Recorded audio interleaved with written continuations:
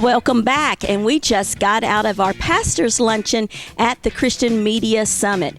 And it is my delight to have with me on set Dr. Lance Wallnau, who just presented his keynote address at the luncheon. Welcome, Dr. Wallnau. Great to be here. Good. It is so awesome to have you today. Now, Dr. Wallnau, you're an international national speaker, you're a business consultant, and you're the director of Lance Learning Center. Right. Tell us more about the Lance Learning Center. Well, what I realized was years ago, I pastored for 20 years.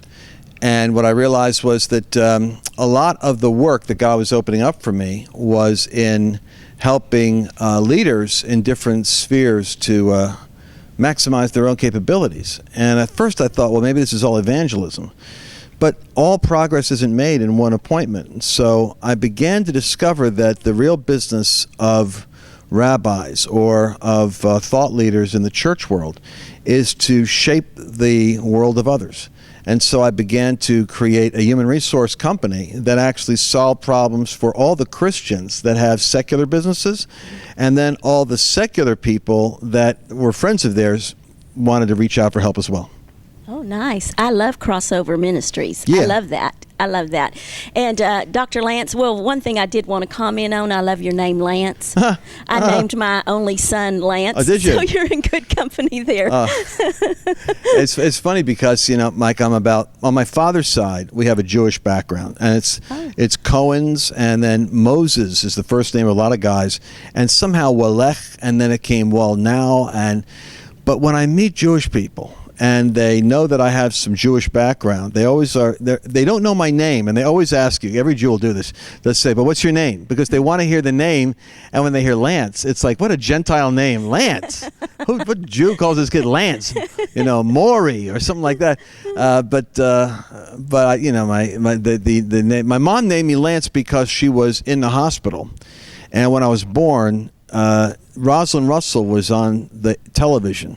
The show's up 1956, and her son's name's Lance, and she mentioned her son Lance, and my mother heard that name, and it was like the Lord spoke to her and said, that's his name.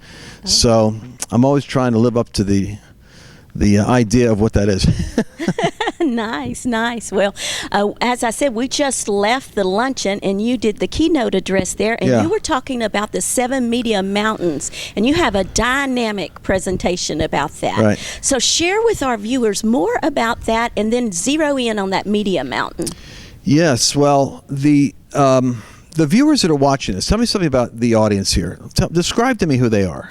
Well, it's a crossover audience. I have faith-based believers, and then I have secular believers. Oh, interesting. All right, so here's what you need to know. Nations are shaped by the narrative that drives the culture. And think about this. The culture of a radical Islamic nation or the culture of a democratic and tolerant nation is such because there is a way in which the collective minds of people have been formed. Minds are formed basically by mind molders of culture. Family shapes your culture. Your religion shapes your culture. Education, your teachers shape your culture. The government ultimately authorizes the laws that allow for the shaping of culture. But media and arts are the two primary powers that more and more shape the narrative of what reality is, because media is the news telling you what's real. And then business actually funds the media. So the business mountain or the business culture, actually, if they're making money, they're going to keep feeding certain media outlets. When you look at those 7, you see how nations are discipled by the devil or by God, by radicals or by enlightened people. And what I'm talking about all over the place is that the way that cultures are shaped is through a sustained pattern of public persuasion. You want a sinister example of this? It's crazy, but Vladimir Putin was 10 years ago was not a popular ruler in Russia, and he was seen for what he really is, which is old school, kind of like Stalin-esque KGB control. What he did was he cracked down on all journalism. He cracked down on all media. He actually, it's almost like, I'm sorry to say, it's almost like Chicago gangland style. They drove out any critics, or the critics just never heard of again. And then he hired and purchased with government money 1,000 people for an incubator for positive blogging, positive press, positive news, in order to create a pro-Putin media mountain. And his approval ratings since then have gone up to like 90%. He did it by intentionally manipulating the freedom of media and told them what they would say. Now, you can only get away with that so long, because every dictator or every autocrat has a problem with media if the people are actually speaking something opposite you on the streets. But it shows you something. It shows you that we're living in a day when those that understand the power of narrative and storytelling can literally shape the nation. And the top 5 stories that you're reading in the news today are what you're going to run into everywhere. The question is, were those the top 5 real news stories, or were they manipulated news stories in an echo chamber controlled by somebody's ideology? And that's where America's getting. We need to actually have prophetic media people that are speaking the truth on increasingly viral platforms to challenge manipulated narratives. Yes. Amen. Wow, that's powerful. That's powerful. Now, just to shift gears a little bit, I'm very active in the Denton, Texas area. And, of course, Denton is known for the arts, UNT and everything. So what encouragement could you give Christians working and who are active in media, not only in Denton, but around the world? What encouragement could you give them?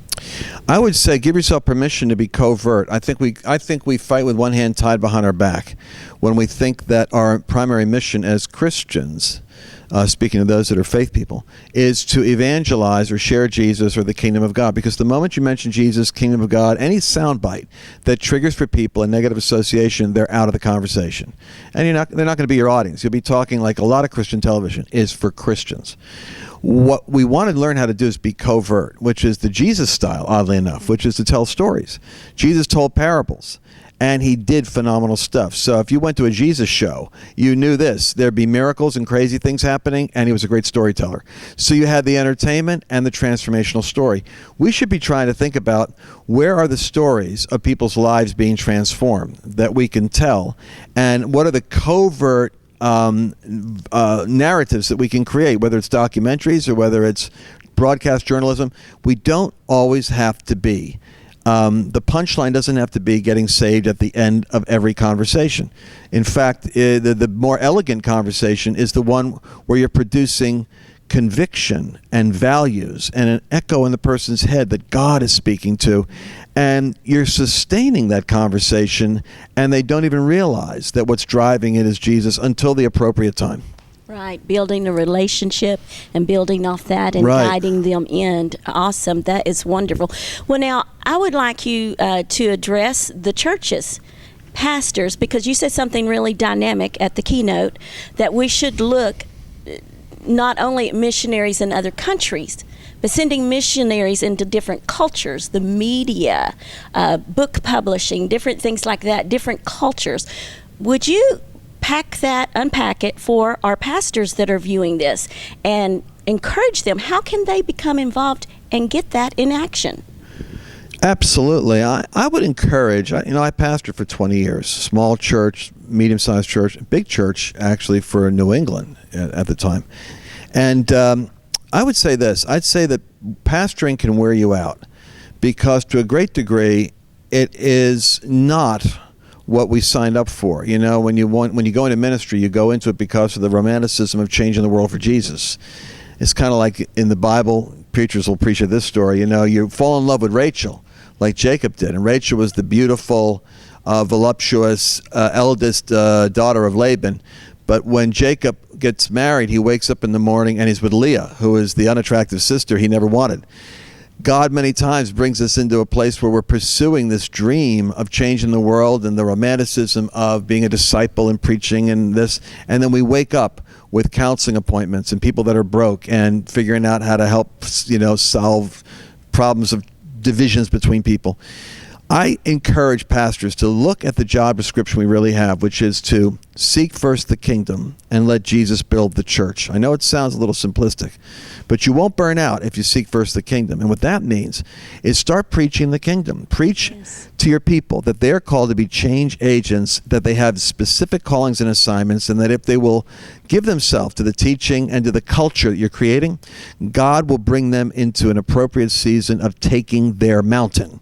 Now, what happens is you're mobilizing your people to focus out instead of everybody focusing on you to be their, savior.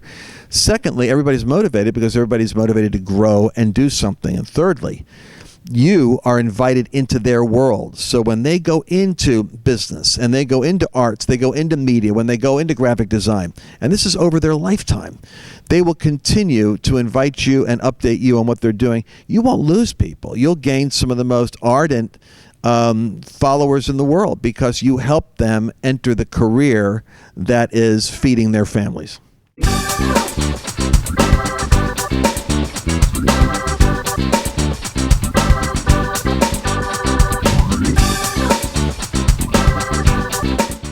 Hi, I'm Lance Wallnau, and you are watching Time with Theresa.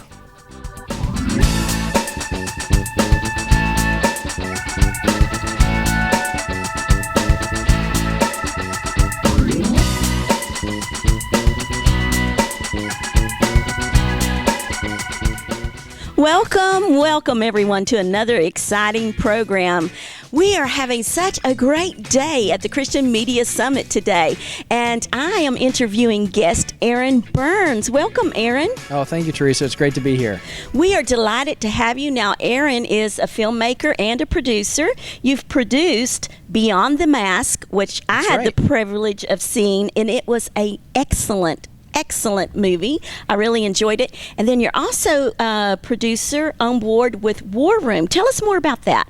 That's right. Well, Beyond the Mask is it's action-adventure film set in 1776. It tells the story of an assassin for the British East India Company, and it's his journey to try to fix himself, to pay for his past, to right his wrongs, and win the heart of the girl that he loves. But ultimately, through the course of this adventure story, he learns that it's not anything good that he can do that can fix himself, but it's a gift that comes from outside of us, a gift that as we accept what God has done for us, that we can become okay. And it's a fun movie. It's adventure, action, tons of visual effects, and it's a great family movie. So right now it's available on DVD in stores all across the country. Absolutely. I was really impressed with all the action that was packed into that movie, romance, humor, history. I mean, it was the whole enchilada. And so was that your first movie to produce? I know. That's my second feature film that I've been the lead producer on. Okay. The first one was released back in 2008. It was called Pendragon, and that one is set in the Dark Ages. I played the lead character in it, so it was a really fun project, and we were able to tell a great story, to cut our teeth on filmmaking. And then over the next couple of years, the Lord has allowed us opportunities to partner with other people, to really learn a lot, and then with Beyond the Mask, to tell a story that we really wanted to tell, one that God had been, the themes of it are things that God had been teaching us, and to tell a story in a fun way. I have a 2-year-old and another son that will be coming here just a couple weeks, and this is the kind of movie that I want to sit down and watch with him when he's 10. Yes. Just get together, you have a great time watching, but afterwards there's these themes of identity, of relationship that we all struggle with and we all need to wrestle through and think about. And so in the process of enjoying a fun, entertaining movie, you get to talk about those things as well. That's dynamic. So many times actors don't have the opportunity to be in a film that they can share with their children. Mm-hmm. So that's right. That's a true blessing. Well, now you also were on board with War Room. Tell us briefly about that. That's right. War Room is a movie set in modern times. It's about a family, a couple who they struggle with their relationships and life. From the outside, it seems like it's perfect, but things are falling apart as you kind of zoom in, and their whole life changes when an old lady named Mrs. Claire shows up and she jumps into their life and she gets on their case and says, "You need to learn how to fight." Mm-hmm. And they say, "What do you mean? We do plenty of fighting at home." But they say, "No. You need to learn how to fight your battles in prayer first." You need to do your fighting in prayer. Keep fighting the good fight. Keep letting your light shine. 'Cause I've never seen anybody do what you did. see you through. It's time for you to take off the gloves and fight for your marriage. Keep fighting the good Lord, we need an army of believers. Lord, call us to battle. Raise them up, Lord, raise them Keep up. fighting the good, fighting the good, fighting the good fight. And so from that premise, the story takes off. It's a very spiritually powerful movie.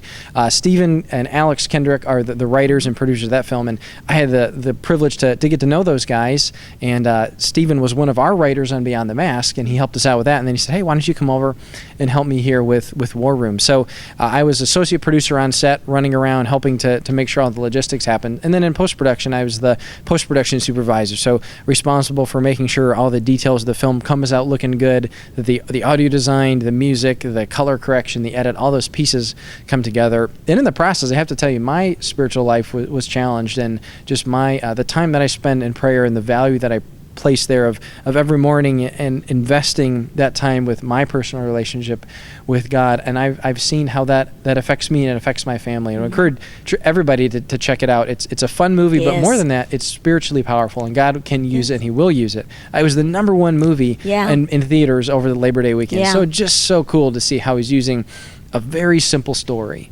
to really share His truth with people all over the country. Absolutely, absolutely. Well, I really enjoyed Miss Claire myself. She was a great breakout character. Yep. Well, now, Aaron, you spoke and did a workshop here at our CMA Summit, and it's about the pitfalls of production. What is the #1 pitfall of production that you can share with the viewers? That's a great question. Well, I had 7 of them in our little project there, but one that I'll share today is sort of this thought that everybody has, and it's ours will be different. And everybody who's going out to make their own movie, they say, well, you know what, I see the problems, I see the challenges that other people have, but you know what, ours is going to be different. Well, you know what, it's not. You're going to encounter challenges, and you're going to encounter problems along the way. And there's a couple things that you can do to help avoid that pitfall.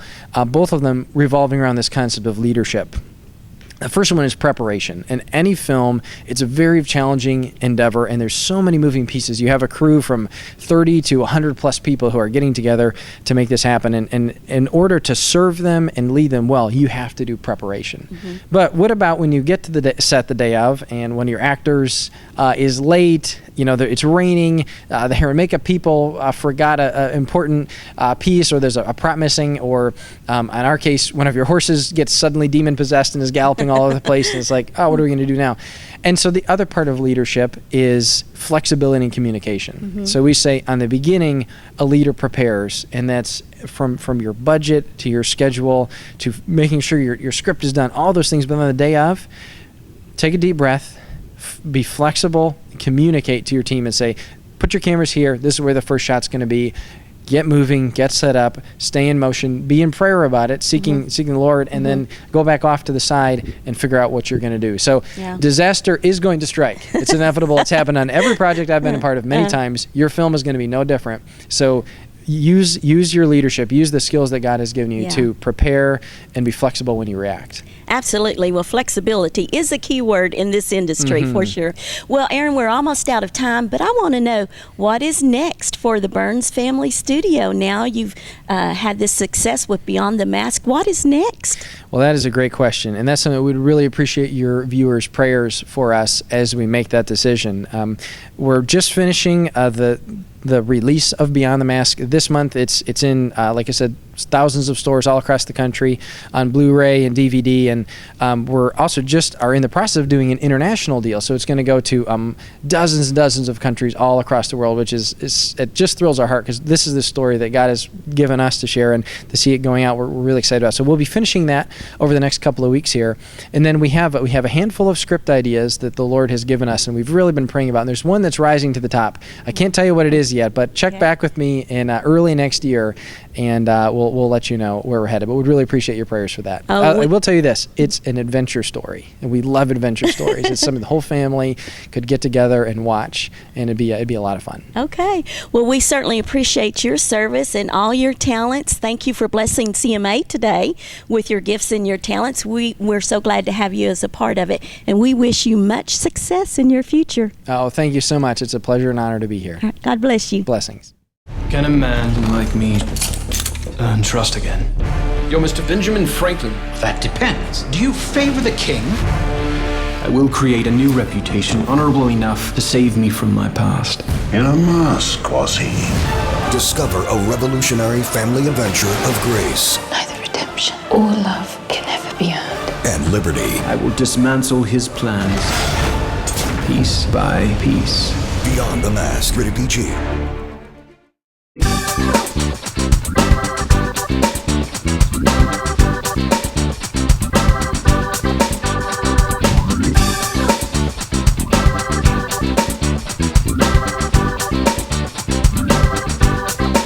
All right, well, joining me on set now are two of our premier sponsors. We have Bob Higley, CEO of UpLift TV, and we also have Isaac Hernandez, Vice President of Parables TV. What a delight to have you guys. Thank you for coming to CMA and sponsoring us. Oh, it was fantastic. I really had a good time here. Well, we enjoyed having you, and Bob, what a delight to have you as well. And we added something new to CMA. Share with our viewers what that was, this contest, and what the grand prize was. Yeah, well, it was very exciting to be here as a sponsor.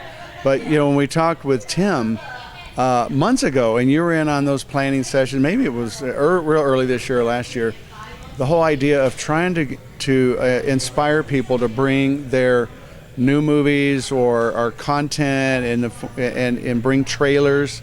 So this evolved out of months and months of planning. So I can't really take a lot of credit other than we helped out that we offered a 25 national commercials on UpLift television to the winner, and we were proud to give the winning trophy. We had a nice trophy, and they're going to get 25 national ads, and that was Return to the Hiding Place movie with Peter Spencer, a fabulous movie. Yes, excellent movie. And our CMA group went out to support them at their film screening. Remember that? We got a group and went out there, and that's what we do here. And so thank you so much, guys, for doing that. I mean, that was really a blessing to CMA and to Peter Spencer and all the rest of the contestants. So right now, Mr. Hernandez, I'd like to know a little bit more about Parables TV. Share with our viewers more about Parables TV and where they can watch Parables TV. Well, the neat thing about Parables TV, first of all, is you can watch it anywhere in the world, pretty much. As long as you have internet access, you can get Parables. Unlike UpLift TV, which you can only watch right now if you have direct TV. So Parables is big.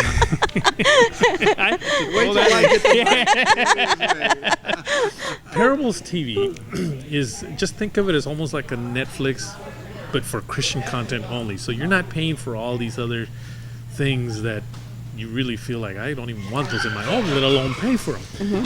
It's all Christian content, movies, documentaries, reality shows, comedy shows, you name it. All sorts of great Christian entertainment available through your iPhones or your iPads or computer or Android devices or Roku.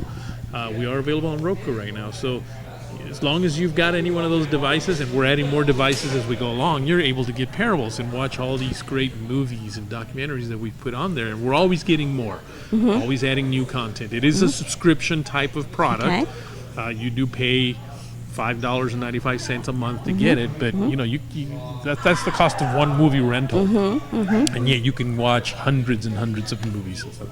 So that's what Parables is all about. It was really kind of birthed out of the whole idea that there was not a whole lot of venues for people to watch Christian movies. I was working at a major network, one of the largest Christian networks, and we would show a movie here and there once in a while, and our ratings would shoot way up. So that's when I realized people want to see this stuff, and there's really not a venue for them to see it. And so that's how Parables, in essence, was birthed. And it's been a slow climb, but we're climbing that media mountain. There you go. With Parables, and once we, our desire is hopefully that millions and millions of Christians will go, wow, I got to have that, and they'll subscribe to it. All they got to do is go to parables.tv, www.parables.tv. Awesome.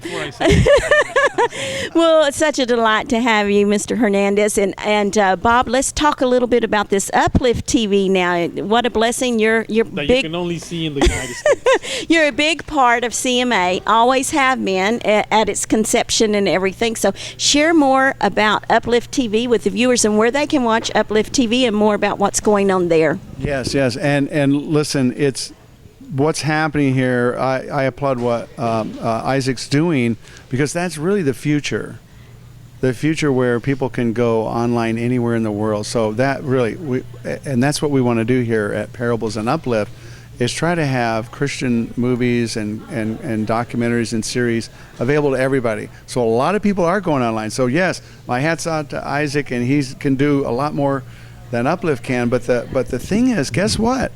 UpLift is like a traditional television network. It's on DirecTV. It's going on cable. We have some cable. So the nice thing about that is that people have not given up watching television. They're still watching 5 hours a day, and they're squeezing an hour a day to watch online. So guess what? We got him for 5 hours. He only gets them for an hour. You didn't know I was going to pull that one out, huh? Yeah. But it's okay. Thank God he's going around the world. Yes. But in the United States, the nice thing about it, UpLift is going to create a nonprofit foundation, and America is the most giving country in the world. And so I believe that people are going to support the foundation that we're creating to create content, movies, documentaries, TV series that we can put on Parables, we can put on UpLift, or wherever. If we think this will go to a theater, maybe we'll do that. Whatever will get the gospel out. Because see, here's the thing about Parables and UpLift. The movies are important, and in today's the modern times, let's call it that.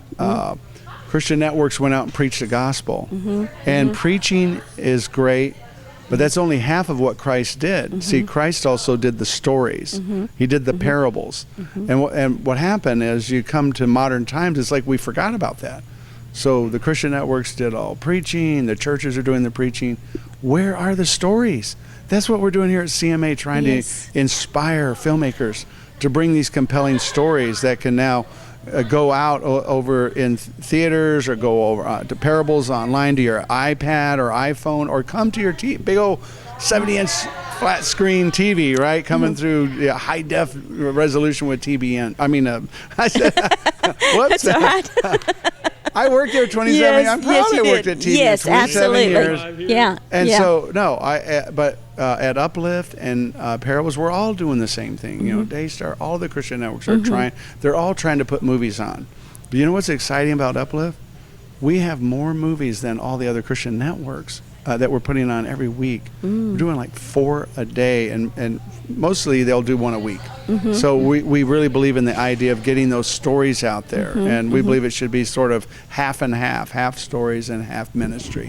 Absolutely. Yeah. Well, both of you do have a history with one of the largest Christian networks, TBN, and like you said, Daystar's out there, TBN, and so you support everyone in the kingdom doing that. And this is your part, and you both carry a mantle for that. And I just want to say thank you so much for your service, for doing that. Thank you so much for helping everyone take that media mountain, and you leading the way and giving that charge. And thanks so much for stopping by for a few minutes. Let me interview you. Thank you, Theresa. It was our pleasure. All right. God bless you. Parables.tv. UpLiftTV.com. And time with Theresa. We're shamelessly plugging everything.